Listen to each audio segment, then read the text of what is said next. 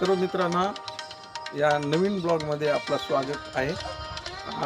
आपण नर्मदा परिक्रमाविषयी बरेचसे आपण ब्लॉग तयार केलेले आहेत। त्यापैकी आपल्याला नर्मदा परिक्रमा करण्यासाठी कुठून कशा पद्धतीनं जायचं आणि परिक्रमा कशा पद्धतीनं करायचं आणि ह्या गोष्टीची आपल्याला माहिती देतात। मित्र, आपल्याला नर्मदा मातेची परिक्रमा करताना ही चैत्र पौर्णिमेमध्ये ही पौर्णिमा उत्तरवाहिनी असते, परंतु दसरा झाल्यानंतर किंवा दिवाळीच्या जो एकादशी असते पाडवा, त्याच्यानंतर ही परिक्रमा कार्तिक महिन्यात ही केली जाते। कार्तिक आहे, आपण ही परिक्रमा करण्यासाठी प्रथमतः आपल्याला 2 ड्रेस, 2 खालच्या विंध्या, एखादा वाहना, पादत्राण वाहन, पाकमंडल, दंडक वगैरे ह्या वस्तू घेतल्या जातात। याशिवाय आपल्याला एक ओळखपत्र पण लागते। ते ओळखपत्र आपल्या गल्लीतल्या घरच्या लोकांचं मान्यता असलेलं, त्यानंतर आपलं स्वतःचं आधार कार्ड आणि आपल्या गल्लीतले जे कोणी हे आहे, समजा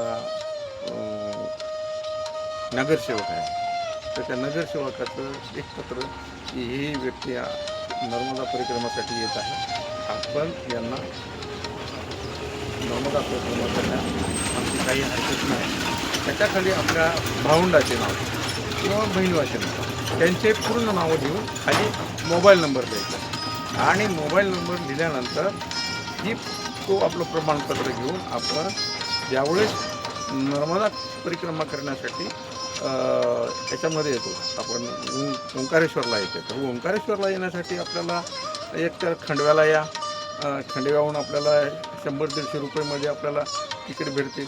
इंदूरला या किंवा इंदूरला येऊन देखील आपण जवळच अंतरावर ही आपली ओंकारेश्वर आपल्याला प्राप्त। ओंकारेश्वर येथे आल्यानंतर आपल्याला आपण गजानन महाराज आश्रम या ठिकाणी आपण तिथं जाऊन आपलं जे प्रमाणपत्र किंवा मी इथं परिक्रमेला जात आहे अशा प्रकारची माहिती देऊ आपण। हे त्या ठिकाणी आपल्याला गजानन महाराजांच्या आश्रमामध्ये 3 दिवस आपल्याला तिथं राहायला भेटते। त्या 3 दिवसामध्ये आपण पूर्वतयारी करायची। गोमुखी घाटावर जाऊन आपण त्या महाराजाला, त्याच्या पंडिताला भेटून की माझी परिक्रमा मी उद्यापासून करत आहे असं सविस्तर सांगायचं आणि मग नंतर दुसऱ्या दिवशी सकाळी उठून परिक्रमेला जाण्यापूर्वी आपण संकल्प करायचे।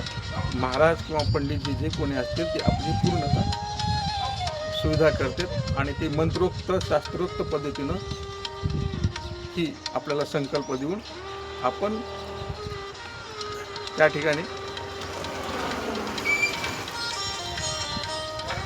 परिक्रमाला निघायचे। ही परिक्रमा 3500 किलोमीटरची किंवा आता सध्या जास्त धरण वगैरे झालेले आहे, डॅम झालेले आहे, त्याच्यामुळे ते 4000पर्यंत गेलेली आहे।